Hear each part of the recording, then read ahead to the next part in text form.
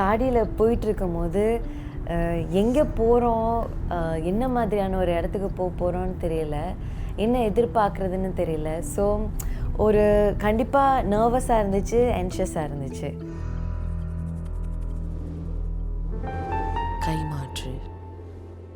13 நட்சத்திரங்கள், 13 குழுக்கள், ஒரே பாடம்.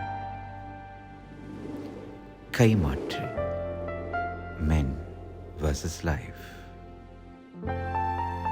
இவர்களின் உடல் மற்றும் மன வலிமையை புரட்டி போடும் ஒரு ரியாலிட்டி ஷோ.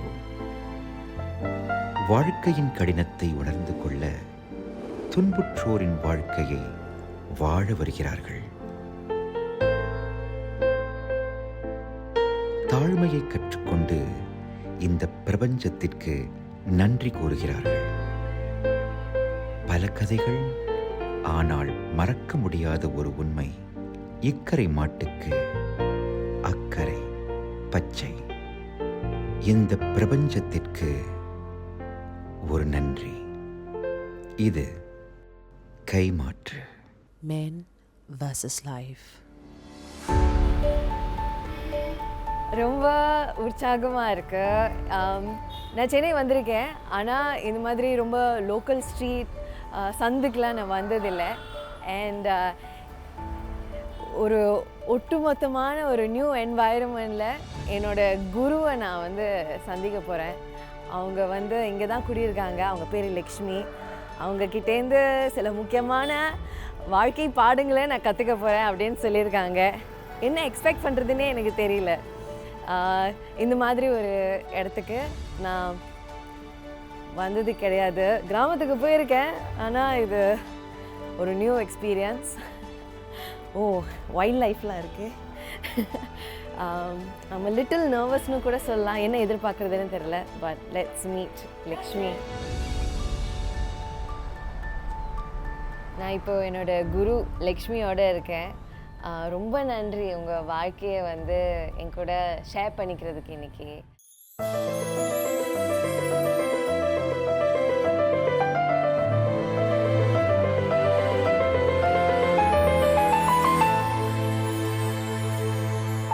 புது உலகத்தையே நான் பார்க்க போகிறேன் அப்படின்னு சொல்லியிருக்காங்க. அது உங்கள் மூலயமா நடக்கும்போது நினைக்கும் போது ரொம்ப கிரேட்ஃபுல்லாக இருக்குது. ரொம்ப உற்சாகமாக இருக்குது. நீங்கள் உங்கள் வாழ்க்கை இப்படிலாம் இருக்கும் அப்படின்னு தெரிஞ்சுக்க எனக்கு ரொம்ப ஆர்வமாக இருக்குது. நீங்கள் என் கூட சகஜமாக பேசணும். என்னை பார்த்துட்டு அப்படியே உறைஞ்சி போய் உட்காந்துருக்கீங்க. நான் சும்மா உங்கள் கூட பேசுகிறதுக்கு தான் வந்திருக்கேன். பயமாக இருக்கா? இல்லை பயம் இல்லை. நீங்கள் ரொம்ப தைரியமான ஆளுன்னு தான் சொல்லி கூட்டிகிட்டு வந்திருக்காங்க. நீங்கள் தான் எனக்கு குரு இன்னைக்கு. அப்படின்னா என்னன்னு தெரியுதா? தெரியும். நீங்கள் தான் எனக்கு சொல்லி கொடுக்க போகிறீங்க. அவங்களும் என்ன மாதிரி கொஞ்சம் நர்வஸாகவும் ஆன்ஷியஸாகவும் இருந்தாங்கன்னு அவங்க சொல்லலை, ஆனால் அவங்க கண்ணை பார்த்தாலே தெரிஞ்சது. ஸோ உங்கள் வாழ்க்கை இங்கே எப்படி இருக்குன்னா ஏதோ போகுது வாழ்க்கை. காலைல எழுந்துக்கிறோம், வேலைக்கு போகிறோம், வரோம், அங்கேருந்து வரோம், சைன் பண்ணுறோம், வீட்டுக்கு வரோம், மறுபடியும் ரெஸ்ட் இல்லாமல் வீட்டில் வேலை முடிச்சுட்டு மறுபடியும் எந்த காலைல மறுபடியும் வேலைக்கு போகிறது தான் வேலையே. போகிறோம், வேலை மேலே சைன் பண்ணுவோம், ஏரியாவுக்கு போவோம், பெருக்குவோம், குப்பை வருவோம், கொட்டுவோம், கொஞ்ச நேரம் உட்காருவோம் ஏரியாவில் பெருக்கிட்டு மறுபடியும் இன்னொரு சாப்பிட்டு மறுபடியும் பெருக்குவோம். அப்போ காலையில் எத்தனை மணிக்கு ஸ்டார்ட் ஆகும்? 6 மணிலேருந்து 2 மணி வரைக்கும் வேலை. ஓகே. அதுக்கப்புறம் எவ்வளோ நேரம் உட்காருவீங்க? ஒரு 1/2 hour தான் உட்காரணும். ஓகே. டைமிங் 10 to 11, இல்லைன்னா 10லேருந்து 10:30, 1/2 hour தான் உட்காரணும் வேலையில். உங்களுக்கு அது என்ன மாதிரி ஒரு உணர்ச்சியை கொடுக்குது? நீங்கள் சந்தோஷமாக இருக்கீங்களா? எங்களுக்கு வேலையும் ரொம்ப பிடிச்சிருக்குது, வேலையும் நல்லா விரும்பி செய்கிறோம், எங்களோட வாழ்க்கையும் நல்லா இருக்குது. இன்னும் ஒன்று, கஷ்டன்றது எல்லாருக்கும் இருக்க தானே செய்யும். கஷ்டன்றது இருக்குது, வேலையிலையும் கஷ்டம் இருக்குது. ஆனால் அதை நாங்கள் லவ் பண்ணி தான் செய்கிறோம். வேலையை எனக்கு ரொம்ப பிடிச்சிருக்குது. இந்த வேலை எங்களுக்கு பிடிச்சி தான் செய்கிறோம், விருப்பப்பட்டு தான். ஆனால் வேலை கஷ்டம்தான், ஆனால் எதையும் கஷ்டம்னு பார்க்கல, எங்களுக்கு வேலை ரொம்ப பிடிச்சிருக்கு. லக்ஷ்மி அவங்க வாழ்க்கையை பற்றி ஷேர் பண்ணுற விஷயங்கள்லேருந்து தெரியுது, ஒரு ஈஸி லைஃப் கிடையாது, ஒரு கஷ்டமான வாழ்க்கை.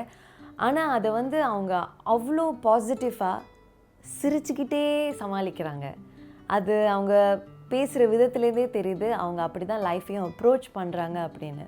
நீங்கள் டெய்லி வேலைக்கு போனால் தான் வீட்டில் சாப்பிட முடியும், வாடகை கட்ட முடியும்னு சொல்கிறீங்க. அப்படி ஒரு நாள் உங்களால் போக முடியலன்னா என்ன நடக்கும்? போக முடியலன்னா ஒன்றும் பண்ண முடியாது, கஷ்டம்தான் இருக்கும். என்ன பண்ண முடியும்? வெளியே கடன் வாங்கி அப்படி தான் பார்த்துக்க முடியும். வேலைக்கு போகாமலாம் இருக்கவும் முடியாது. உங்களுக்கு உதவி செய்கிறதுக்கு ஆளுங்க இருக்காங்களா, சொந்தக்காரவங்க அந்த மாதிரி? யாரும் இல்லையா? அம்மா அப்பா அவங்கெல்லாம் இருக்காங்க, ஆனால் நம்ம கஷ்டத்துக்கெல்லாம் ஹெல்ப் பண்ண மாட்டாங்க. எல்லாம் இருக்காங்க, சொந்தக்காரங்கெல்லாம் இருக்காங்க, ஆனால் நம்ம கஷ்டம் நம்ம தான் பார்க்கணும். யாரும் வந்து கொடுத்து உதவிலாம் பண்ண மாட்டாங்க. உங்கள் ஹஸ்பண்ட் வேலைக்கு போகிறாரு. அவரும் வேலைக்கு போகிறாரு. நீங்கள் சொல்கிறதெல்லாம் பார்த்தா நீங்கள் ரொம்ப ஒரு ஸ்ட்ராங்கான உமன்னு தெரியுது. அதாவது எது வந்தாலும் தாங்கிக்கக்கூடிய, எது வந்தாலும் பார்த்துக்கலாம் அப்படின்னு சொல்கிற ஒரு ஆளாக தான் இருக்கீங்க. ஆனால் நீங்கள் சின்ன வயசுலேருந்து உங்களுக்கு தடவை ஒரு கஷ்டம் நடந்திருக்கோம். அது வந்து அப்போ அந்த சமயத்தில் ஃபர்ஸ்ட் டைமாக நீங்கள் ஒரு விஷயத்தை சந்திக்கும் போது எப்படி இருந்தீங்க? நீங்கள் இவ்வளோ ஸ்ட்ராங்காக இருந்தீங்களா? இவ்வளோ ஸ்ட்ராங்காக எப்படி இருக்க முடியும்? கொஞ்சம் உடஞ்சி தானே போகும், மனசு கஷ்டம் தானே படும். அப்படி இவ்வளோ ஸ்ட்ராங்கான்றது வந்து எல்லாத்துலேயுமே இருக்க முடியாதுல்ல. ஒரு சில விஷயத்தில் ஸ்ட்ராங்காக இருக்க முடியும், ஒரு சில விஷயத்தில் கொஞ்சம் மனசு உடஞ்சி உட்கார தான் முடியும். உட்காந்துருந்தா இருந்திருப்போம், ஆனால் அதை வெளிப்படுத்த முடியாது, யாருக்கிட்டேயும் வெளியே சொல்ல முடியாத அளவுக்கு ஸ்ட்ராங்காக இருக்க முடியாது.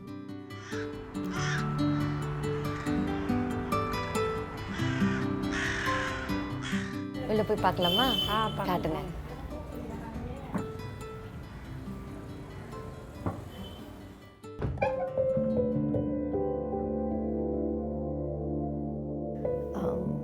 அடுத்து அவங்க வீட்டுக்கு போனோம். அவங்க வீட்டுக்கு கூட்டிகிட்டு போனாங்க. வாசல்லேருந்து உள்ளே நுழையுமே அவங்க கிச்சன் இருந்துச்சு. கிச்சன் ஒரு ரூம், ரொம்ப இருட்டாக இருந்தது. அங்கே ஒரு ஜன்னல் இருந்துச்சு, அந்த கிச்சன் ஏரியாவில் ஒரு ஜன்னல் இருந்துச்சு, ஆனால் அதுவும் சாத்தி தான் இருந்தது. அதனால அங்கே ரொம்ப இருட்டாக இருந்தது, லைட் அவ்வளோவா இல்லை. கிச்சனில் ஒரு குட்டி ஃபேன், சீலிங் ஃபேன், ரூமில் ஒரு சீலிங் ஃபேன் இருந்தது. அதனால் அங்கே அவ்வளோவா வென்டிலேஷன்னு எதுவும் சொல்ல முடியாது. கிச்சனில் பேசின் இருக்குது, அப்புறம் அவங்க அடுப்பு இருக்குது. அவங்க அடுப்பு வந்து தரையில் இருந்தது, எப்போதும் மேலே இருக்கும், ஆனால் அது தரையில் இருந்தது. ஏன்னா அவங்க சொன்னாங்க வேலை முடிஞ்சு அவங்க வீட்டுக்கு வந்து சமைக்கும் போது ரொம்ப டயர்டாக இருக்கும், அதனால் நின்றுக்கிட்டு சமைக்கிறதுக்கு ரொம்ப கஷ்டமாக இருக்கும், நான் உட்காந்தே சமைச்சிருவேன் அப்படின்னு சொன்னாங்க. சாமர்த்தியமாக இருந்தது, ஆனால் அது பார்க்குறதுக்கு கஷ்டமாக தான் இருந்தது, அவங்க கிச்சன் இந்த செட்டப்பில் இருக்கே அப்படின்னு. அப்புறம் தடுக்கி விழுந்தால் அவங்க பெட்ரூம் இருக்குது பக்கத்தில், குவீன் சைஸ் பெட்னு சொல்லலாம். கேட்டேன், நீங்கள் எங்கே படுத்துப்பீங்க, அப்போ உங்கள் பிள்ளைங்க எங்கே படுப்பாங்கன்னு கேட்டேன். அவங்க சொன்னாங்க அவங்க 2 பிள்ளைங்களும் மெத்தையில் படுப்பாங்க, அவங்க தரையில் தான் படுப்பாங்க அப்படின்னு சொன்னாங்க. அது கேட்கும்போது எனக்கு கொஞ்சம் கஷ்டமாக இருந்துச்சு. ஏன்னா இந்த மாதிரி காலையிலேருந்து மத்தியானம் வரைக்கும் கஷ்டமான வேலையை செஞ்சுட்டு அவங்க வீட்டுக்கு வந்து ரெஸ்ட் பண்ணணும்னு நினைக்கும் போது அவங்க மெத்தையில் ரெஸ்ட் பண்ண மாட்டாங்க, அது கூட அவங்க பிள்ளைங்களுக்காக விட்டு கொடுத்துட்டு அவங்க தரையில் தான் படுத்துப்பாங்கன்னு சொன்னாங்க. அது கொஞ்சம் கஷ்டமாக இருந்தது, இப்படி ஒரு மனசு இருக்குமா அப்படின்னு. ஆனால் பிள்ளைங்கன்னு வரும்போது அந்த மனசு இருக்கும், அது புரியுது. ஏதாவது விரிச்சு படுப்பாங்களா கேட்டேன், ஏதாவது பாய் எதுவுமே விரிச்சு படுக்க தரையில் தான் படுப்பாங்களாம் அப்படின்னு சொன்னாங்க. நீங்கள் உங்கள் வீட்டை காமிச்சிட்டிங்க, உங்கள் வாழ்க்கையை பற்றியும் கொஞ்சம் சொல்லியிருக்கீங்க. இன்றைக்கி உங்களோட ஆஃப் டே, இன்றைக்கி நான் உங்களுக்காக வேலைக்கு போய் நீங்கள் கற்றுக் கொடுக்க போகிறீங்க இப்படி வேலை செய்யணுன்னு. அதே மாதிரி நானும் வேலை செஞ்சு திரும்பி வந்து உங்களை பார்க்க போகிறேன். சரியா? சரி, எனக்கு லக் விஷ் பண்ணுங்க, குட் லக். இதுதான் ஃபர்ஸ்ட் டே டியூட்டியில். எல்லாம் வேலை செய்யணும், எங்கள் வேலையை நீங்கள் விரும்பி செய்யணும். நீங்கள் ஆல் தி பெஸ்ட் உங்களுக்கு. தேங்க்யூ. அவங்க வேலை செய்கிறதுக்கு இப்போது நேரம் வந்தாச்சு.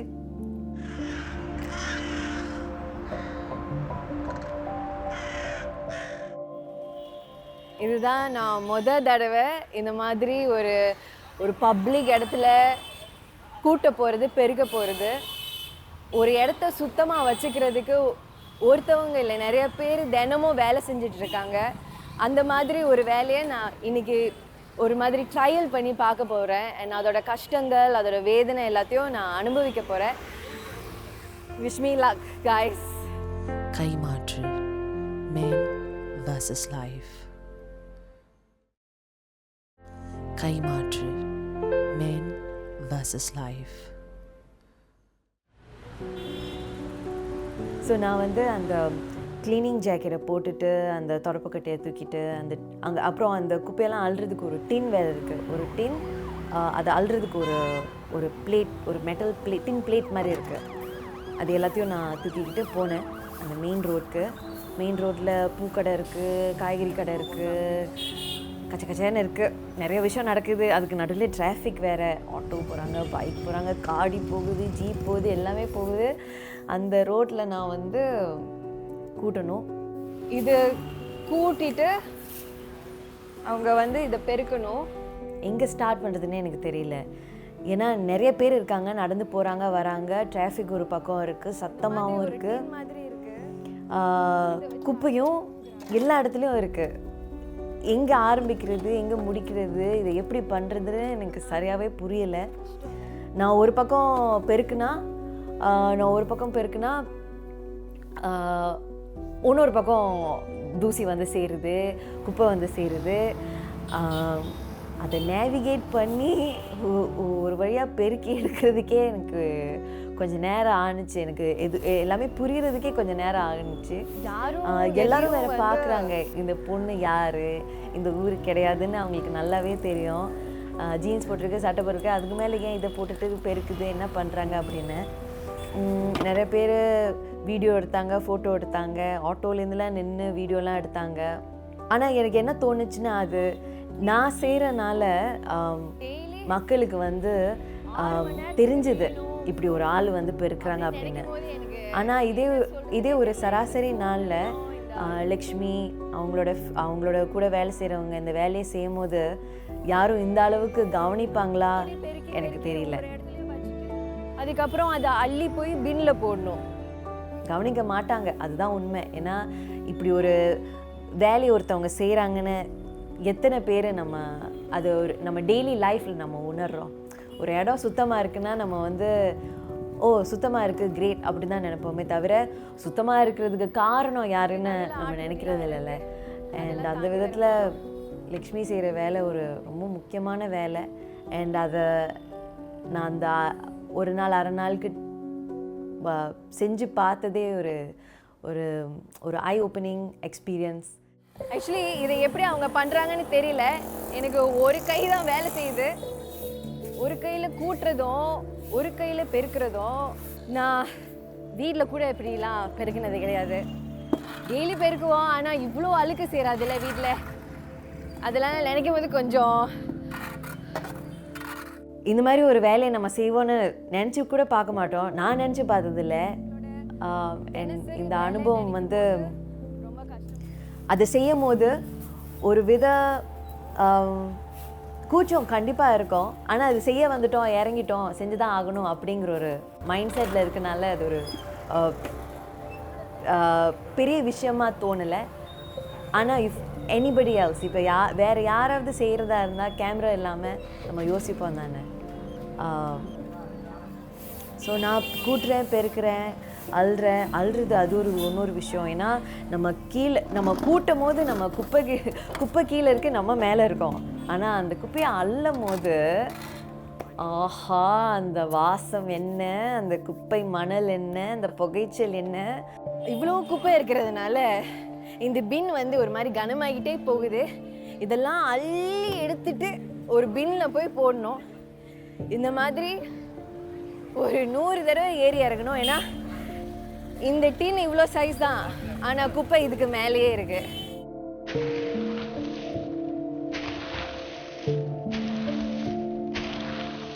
ஏன்னா டிராஃபிக்கும் போகுது, அதுலேருந்து வர அந்த புகை எல்லாமே, அப்புறம் அந்த மணலும் பறக்குது, மூச்சு திணறுது. நல்லா குப்பை தானே, குப்பைக்கு மனம் எங்கே இருக்க போகுது, அது எல்லாமே வந்து குழப்புது. அது எப்படி அழுறதுன்னு ஒரு ஹெசிடேஷன்லேயே நான் இப்படி அழுறேன். ஆனால் அது நம்ம குனிஞ்சு அதில் இறங்கி செஞ்சால் தான் அது ஒழுங்காக பண்ண முடியும். ஃபர்ஸ்ட் ஃபியூ டைம்ஸ் எனக்கு ஒரு மாதிரியாக இருந்தது. அதுக்கப்புறம் ஐயோ இதை செஞ்சு தான் ஆகணும்னு சொல்லிட்டு அள்ளி போட்டு அதை போய் குப்பை தொட்டியில் போட்டு இறங்கி செஞ்சாச்சு. ஸோ கூட்டுறது தானே பெருக்கிறது தானேன்னு நம்ம நினச்சிருக்கலாம். ஆனால் அந்த தொடப்பக்கட்டையை பிடிச்சிக்கிட்டு நம்ம வந்து ஒரு 1/2 hour 1 hour நான்ஸ்டாப்பாக பண்ணாலே கை கண்டிப்பாக வலிக்கும். ஏன்னா அவ்வளோ குப்பை இருக்குது. அது நம்ம பெருக்கிக்கிட்டே இருக்கணும். It's a non-stop job. அது நம்ம செய்கிற வரைக்கும் செஞ்சுக்கிட்டே தான் இருக்கணும். பிரேக் எடுக்க முடியாது. அழுற வரைக்கும் அது பிரேக் எடுக்க முடியாது. கஷ்டமான வேலை. அண்ட் இங்கே வெதரை பற்றி நம்ம சொல்லவே தேவையில்லை. It's beautiful. சரியான வெயில். அண்ட் அந்த சத்தத்துக்கும் அந்த இருக்கிற அந்த சரௌண்டிங் என்வாயரமெண்டில் அந்த வெயில் ஆஹா ஓஹோன்னு இருந்தது. சரியான வேர்வை. அண்ட் ஆக்சுவலி அந்த மண்ணெல்லாம் அந்த குப்பையெல்லாம் பறக்கிறதுலேருந்தே எனக்கு like I good feel an irritation. Like என் ஸ்கின்லாம் கொஞ்சம் இச்சியாக இருந்தது.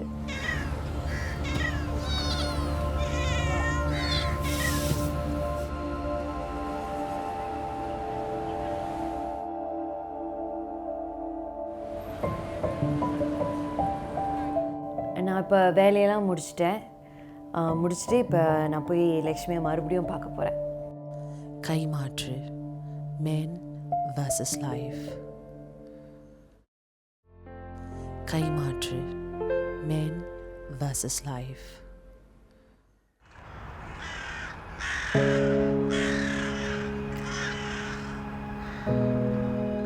செய்கிற வேலையை ஒரு நாளைக்கு நான் செஞ்சு பார்த்துட்டேன். ஆனால் அதுலேயே தெரியுது எவ்வளோ கஷ்டம்னு. அந்த சத்தமும் அந்த எரிச்சல் புகைச்சல் அப்புறம் அந்த வெயில் அந்த மெயின் ரோட்டில் நிற்கும் போது ஆஹா எத்தனை பேர் அவங்க போகிறாங்க வராங்க கண்டுக்கவே மாட்டேங்கிறாங்க, வழியும் கொடுக்க மாட்டேங்கிறாங்க. அதெல்லாம் தாண்டி நம்ம செய்கிற வேலையை செஞ்சுக்கிட்டே இருக்கணும். எங்கள் கஷ்டம் எங்களுக்கு வேலைக்கு போனாதான்றப்போ நாங்கள் செஞ்சு தானே ஆகணும். அந்த வேலைக்கு போனாதான் எல்லாமே அப்படின்றப்போ நாங்கள் செஞ்சு தான் ஆகணும். அதெல்லாம் எங்களுக்கு தோணலை. இந்த சத்தம் இந்த டெஸ்ட்டு அதெல்லாம் தெரியல. வேலைக்கு போகணும் கஷ்டப்படணும் அப்படி தான் தோணுது கண்டி. மற்றபடி வேறு எதுவும் இல்லை. இப்போ செஞ்சதுக்கே எனக்கு உடம்பெல்லாம் அரிக்குது. ஆக்சுவலி எனக்கு ஒரு மாதிரியாக தான் இருக்குது. ஆனால் உங்களுக்கு எலர்ஜினா என்ன மாதிரி வரும் சொல்கிறீங்க? அதுக்கு ஊசிலாம் போடுறீங்களா? அது என்ன ஊசி போடுவீங்க? தடுப்பூசி? இல்லை ஒரு மாதிரி அரிக்குதுன்னு சொன்னோம்னா டாக்டர்கிட்ட அது மாதிரி ஊசி அரிக்காமல் இருக்கிறதுக்கு ஊசி போடுவாங்க, டேப்லெட் தருவாங்க. உடம்பெல்லாம் அரிக்குது ஒரு மாதிரி. காய்ச்சல்லாம் வருமா? ஃபீவர் வராது. வரல. ஆனால் உடம்பெல்லாம் அரிக்குது.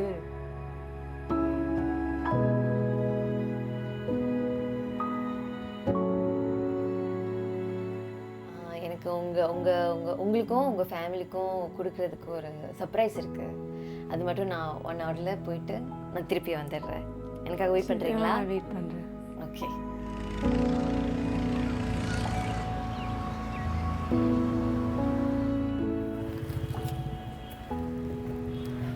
அவங்களுக்கு சாப்பாடு வாங்கியாச்சு. இப்போ அவங்களோட போய் லஞ்ச் சாப்பிட போகிறோம். ஹாய்.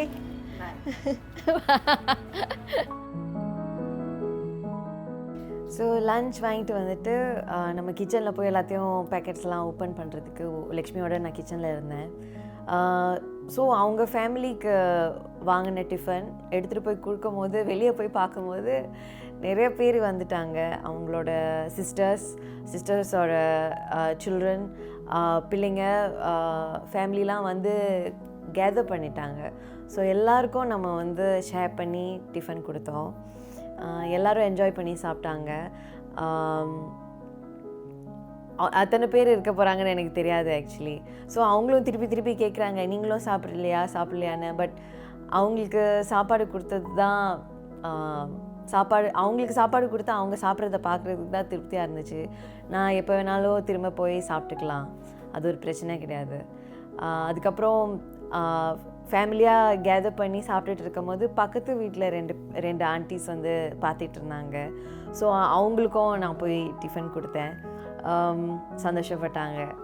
ஏன்னா அவ்வளோ நேரம் ஆக்சுவலி ஆஃப் கேமராலலாம் அவங்க வந்து அங்கேருந்து பேசிக்கிட்டு இருந்தாங்க, சிரிச்சுக்கிட்டு இருந்தாங்க. ஸோ அவங்களுக்கும் இதை ஷேர் பண்ண முடியும்னு நினைக்கும் போது கொஞ்சம் சந்தோஷமாக இருந்தது.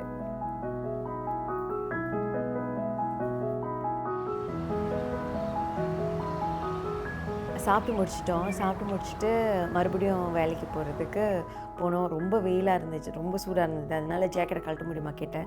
ஓகே சொன்னாங்க. அதுக்கப்புறம் இன்னும் ஒரு குவைட்டான ஒரு அமைதியான ஒரு ஸ்ட்ரீட்க்கு போய் வேலையை கண்டினியூ பண்ணோம். அந்த மெயின் ரோட்டில் ஒரே சத்தம், என்னால் முடியல. எங்கேயாவது ஏதோ கொஞ்சம் அமைதியாக இருக்குது, எங்கேயாவது கூட்டி போயிருக்கலாம் நிம்மதியாக.